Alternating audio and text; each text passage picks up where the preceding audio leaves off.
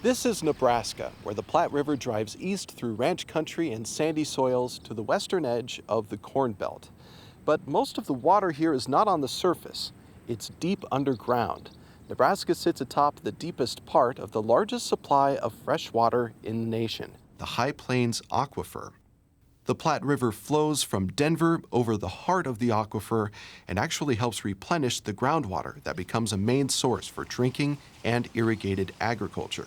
In fact, Nebraska has more farm acres under irrigation than any other state in the country. It's one of the top states in corn production. Over the years, farmers have applied phosphorus and nitrogen fertilizer to their fields in force. So much, in fact, that it's contaminating parts of the aquifer they depend on, making the water unsafe to drink. One city in Nebraska is seeing that firsthand and working with farmers to keep the problem from getting any worse. Planting is underway for Bill McLeod on his farm in central Nebraska. He's been raising corn and soybeans here his whole life. Back when he started, McLeod says farmers thought differently about the best way to use nitrogen fertilizer to make their crops grow. Everybody kind of understood that a little was good, a lot might be better. You could always put on more, but in the soil, nitrogen fertilizer turns into nitrates that can leach into the groundwater. And in high doses, nitrates are dangerous for health, especially for young children and pregnant women. Unfortunately, decades of old farming habits have left a troubling legacy. In this area, the subsoil is loaded with nitrates from fertilizer, and there's no place for them to go but down, into the aquifer. Here's what's happening. Farmers put nitrogen fertilizer on their fields. In the soil, bacteria convert it into nitrates that are taken up by roots to feed plant growth. But when there are too many nitrates, water from rain or irrigation carries the extra nutrients past the point where roots can reach, and eventually to the aquifer below. The aquifer is moving like a slow river. When the nitrates fall into the groundwater, they move too, and they build up.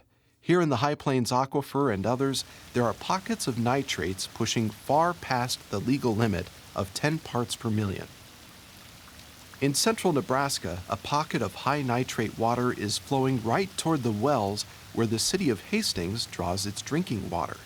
It's a looming problem for the city's residents and for Marty Stengy, the environmental supervisor for Hastings Utility System. 5 times the drinking water standard. So those are some really areas of high concern for us. Stengy and his team are building a unique line of defense. Basically, we're going to catch the nitrates coming into the municipal wells. They'll use strategically placed wells like this one to act almost like a filter for the aquifer, skimming off nitrates as they move toward the city. Stengy knows that nitrates tend to collect on the top of the aquifer, so unlike most wells, this one pumps from the top, middle, and bottom all at once. So the top water, the highest nitrates, it'll go off and be treated. And then that clean water that's retrieved from that treatment process then will be mixed with this bottom water. And go back underground. And it'll go back underground. But you have to pump them all at the same time to make it work.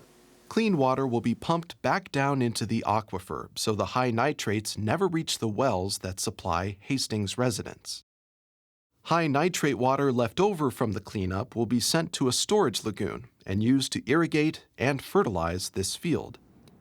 Nitrates that would be harmful to humans can be safely absorbed by this alfalfa. So as the plants are growing, they will consume up those nitrates.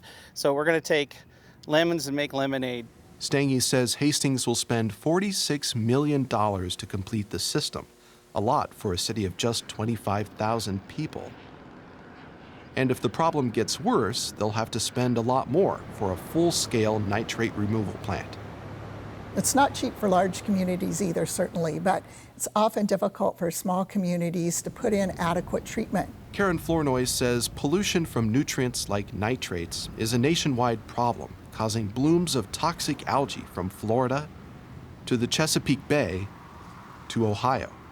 It clearly is a national problem. Now, the sources may be a little bit different in other parts of the country. They might have a much higher mix of urban stormwater than we do here, but it's still a significant issue. In Iowa, rainstorms flush nitrates off of farm fields into the Raccoon River, the water source for the state's capital, Des Moines. To provide safe water, the city runs a nitrate removal system. It ran for 177 days in 2015 at a cost of $7,000 per day. But engineering only provides short-term solutions. Back in Hastings, if the water is going to be safe long-term, farmers will have to make lasting changes. Farmer Bill McLeod already uses fertilizer differently today compared to when he started.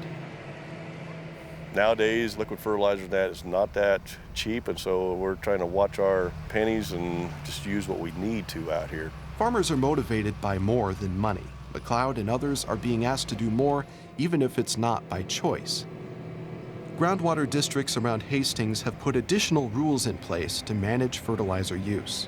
McLeod says farmers have mixed feelings toward the rules.